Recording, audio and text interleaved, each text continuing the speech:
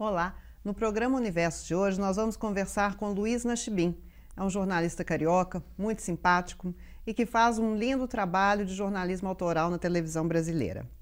Tudo bem, Luiz? Tudo bem, Júnia? Então, seja bem-vindo a Belo Horizonte, a PUC Minas. É ótimo estar aqui. Obrigado pelo convite e pelas suas palavras iniciais já, né? De belo trabalho e tal. Ah, imagina. Obrigado. É porque realmente a gente admira e vem acompanhando já há algum tempo e ficamos curiosos de saber como que um economista se transforma num jornalista e depois de passar por grandes emissoras, cobrindo esporte e tudo, sai com uma câmera na mão pelo mundo, né, e contando as histórias tão curiosas que você conta no programa, por exemplo, o Passagem Para, né, e outros que são exibidos no canal Futura, né? O Passagem Para é o que está no ar há mais tempo, né? Está no ar desde 2004, já com acho que 143 ou 144 episódios documentários. Não sei se eu sei responder, Júnia, assim, de como de economia eu me transformei. Não sei, eu às vezes me apresento como viajante profissional, né? Porque eu ganho a vida como viajante. Eu sou professor. É diferente de ser turista profissional. Muito diferente, muito diferente. Eu tento não me colocar em nada como turista no sentido da superficialidade, né? Que vai pingando de um ponto a outro. Nenhum preconceito, não é isso, apenas não é o meu propósito. Eu brinco assim com os meus amigos dizendo que na próxima encarnação eu já sei o que eu vou fazer, que é antropologia. Eu agora sou um aprendiz de antropólogo. Na próxima eu vou mergulhar a fundo nisso. Eu fiz economia porque eu pensei numa combinação de ciências exatas com ciências sociais. Aí lá pelas tantas fui para a comunicação para trabalhar em rádio, aí me cansei. Fui parar em Londres, de Londres eu fui parar, aí mochilando já, fui parar na Ásia, viajando assim, sem muito compromisso. E aos pouquinhos acho que foi ali se então dando. talvez já tinha uma sementinha, né, dessa Eu vontade de conhecer lugares distantes, culturas muito diferentes, né? Você falou esse desejo aí, então assim, de economista, jornalista para antropólogo, o seu trabalho tem mesmo já muito dessa uma tentativa de leitura, né, dos costumes do de um outro, povo, né? de entender o outro, né, de mostrar aspectos do modo de vida naquele lugar. Porque esse programa sobre outros países, outros lugares de turismo tem muito na televisão e como está no crescendo jornalismo esse mercado, né? Na nossa indústria da televisão. Talvez porque as pessoas hoje tenham mesmo mais condição de viajar, de ir para outros lugares, não só os jornalistas, né, e os meios de comunicação, como também as pessoas, de fazerem viagens e de fazerem turismo. Mas o que você faz, eu acho que é uma outra proposta, assim, que, né, gostaria de ouvir de você, assim, como que surgiu essa experiência? Eu acho que surgiu exatamente nessa viagem que eu fiz à Ásia tempos atrás, depois de ter morado um tempo em Londres. Morei em Londres, assim, me afastei um pouco da comunicação, queria um pouco cair no mundo mesmo. Aí saí para mochilar pela Ásia e vi uma série de histórias assim, interessantíssimas, às quais na época assim, a gente tinha pouco acesso ou bem menos acesso. E ali pensei que poderia ser um caminho de mercado para mim, né? Eu digo que eu sou, hoje no meu trabalho, eu venho sendo um aprendiz de antropologia, porque, em geral, o verdadeiro antropólogo fica ali mergulhado 3 meses, 6 meses com objeto de estudo. E eu tendo a conseguir passar assim, mais tempo que talvez a equipe convencional, de uma maneira geral, né? A equipe convencional, em geral, viaja com cronogramas mais restritos, enfim, dentro de um formato um pouquinho mais rígido. Eu não, eu viajo sozinho e viajo, em geral, bem solto. Então essa é a primeira característica. Você viaja, é você e uma câmera. Eu o seu equipamento. E a minha mochila, onde estão câmera, algumas baterias, alguns microfones, uma luzinha portátil e um tripé. E um caderno de anotações. E vários caderninhos que vão sendo renovados assim com as anotações, né? E aí eu começo em geral, vou com um tempo que tem alguma flexibilidade e situação a situação, vou pensando se eu fico ali por uma semana, por 10 dias, às vezes eu não consigo ampliar muito, às vezes eu consigo. Já uma vez, só para dar um breve relato, eu estava fazendo uma viagem pela Rússia e fui para uma província no nordeste russo, já relativamente perto do Alasca, chamada Kamchatka, para passar uma semana. E passei um mês lá.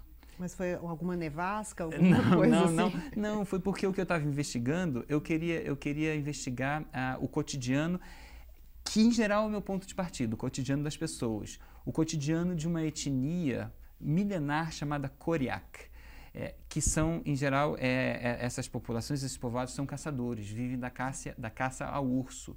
Era fim de inverno, início de primavera, os ursos saindo do processo de hibernação, então não dava para combinar com os ursos, enfim, né? O cronograma Gente, que eu havia proposto. Tem um jornalista brasileiro aqui querendo imagens de um urso, né? Pois é, saiam aí da toca, né? Enfim, só para exemplificar, acabei ficando um tempão, fiquei um mês em Kamchatka. Por conta de um urso. E aí por conta de um grupo de ursos, né?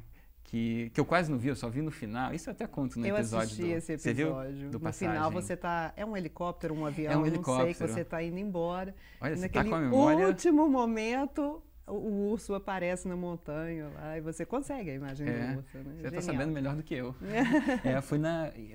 Eu contratei um voo de helicóptero para ver se eu enxergaria os ursos ainda saindo do processo de hibernação no alto das montanhas. E aí a última imagem do programa. Mas, Luiz, como é que você chega nesses lugares? Como é que você escolhe ir para um lugar desse, né? Aí você descobre que existe uma tribo, uma etnia, né? Ou então você encontra, às vezes, no lugar algum personagem do acaso, assim, ou dos seus contatos. Por exemplo, alguns programas que você fez na Colômbia, né? Tem um soldado na praça, né? Que é verdadeiro personagem, assim, do escritor... do Gabriel Garcia do Marques, Gabriel né? Garcia Marques. É um personagem de ficção, aquele soldado. É real, mas um parece, realismo né? fantástico, né? Do Gabriel Garcia Marques. E, às vezes, conseguimos os personagens da nossa base, que é o Rio de Janeiro. Eu viajo sozinho, mas tenho uma equipe de pré-produção e tenho uma equipe de pós-produção, né? Fazendo decupagem, roteiro, montagem e por aí vai. Então, é o processo de captação que eu faço sozinho, no mais tem equipe. Às vezes a gente vislumbra os personagens à distância, às vezes a gente vislumbra a história macro à distância e eu vou me aprofundar ou esmiuçar lá. E às vezes, eu acho que a minoria, hoje em dia, eu encontro a história no campo, né? Minoria porque como hoje em dia a gente tem trabalhado muito com série de documentários, diferentemente dessa experiência que eu contei agora há pouco, em Kamchatka, na Rússia, hoje em dia, se eu começar a viajar muito no cronograma, fugir muito do que havia sido proposto, há o risco do projeto estourar prazo, estourar orçamento, enfim, não vingar porque agora como você deveria. tem data para voltar, data para o programa ficar pronto e data para colocar no ar, tudo né, para isso. ser exibido. Tenho tudo isso que eu não tinha tempos atrás, quando eu viajava mais solto. Eu acho que sim, mas sei romanticamente, às vezes eu mesmo me questiono se hoje em dia as minhas viagens estão se tornando menos românticas. Acho que por um lado talvez porque eu viajo um pouquinho mais regrado, mais dentro de certos moldes. Por outro lado não, porque como eu estou mais experiente, claro, eu acabo acho que enxergando hoje em dia melhor algumas histórias que surgem no meio do caminho. E histórias eu acho que por enxergar um pouquinho melhor, são histórias que geram mais envolvimento da minha parte. E ao gerar mais envolvimento da minha parte, em tese, vai gerar mais envolvimento de quem assiste, né?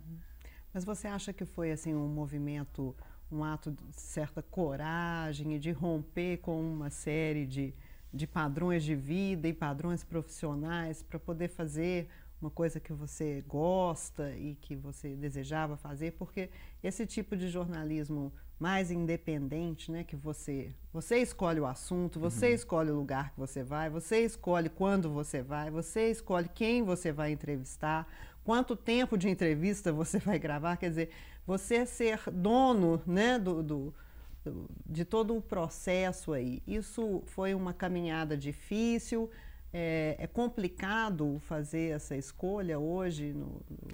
Em tese, sim, Júnia. Na prática, para mim, não. Foi um processo bem orgânico, sabe? De amadurecimento, de um gosto que eu vinha desenvolvendo por olhar para o mundo pelo visor da câmera, de ser também cinegrafista ou diretor de fotografia, de tentar conciliar isso com o desejo de escrever também, de apurar. Foi pouco a pouco crescendo esse conceito na minha cabeça. até que eu descobri que, claro, esse conceito já existia em alguns lugares. Eu descobri uma TV em Nova York que usava esse conceito. Fui lá, experimentei, provei um pouco, vi que era possível. Então, quando eu saí, eu trabalhava como repórter da TV Globo, na área de esporte. Quando eu saí, eu já estava, assim, relativamente seguro. Alguns amigos comentaram, né? Pô, você é doido, você tá relativamente bem, com a segurança, né, de uma empresa forte como a Globo e tal. E eu, na época, tinha convicção, não, de que o meu caminho era pela via independente. E, claro, a via independente tem os seus vários altos e baixos, né? E na via independente, a gente também tem que propor e o outro tem que aceitar, né? Assim, se eu quiser exibir como os programas são exibidos no Futura, o Futura tem que concordar, tem que aceitar. Eu tenho uma enorme maleabilidade. E uma coisa muito legal é que Futura e a produtora, Futura e o projeto, nós, né, desenvolvemos uma relação de autoconfiança que é difícil de se perceber, de encontrar no mercado. Então, se eu provavelmente disser para o Futura, olha, estou indo atrás, mudou um pouco a pauta, se eu ligar, sei lá, da Mongólia e disser, olha, mudou, aquilo que a gente tinha pensado aí no Rio não é, acho que vai ser, sei lá, outra coisa completamente diferente, o Futura vai dizer, acho que na hora, vá fundo. Né? Porque existe essa flexibilidade, né, e uma abertura para isso, um trabalho de parceria. Né?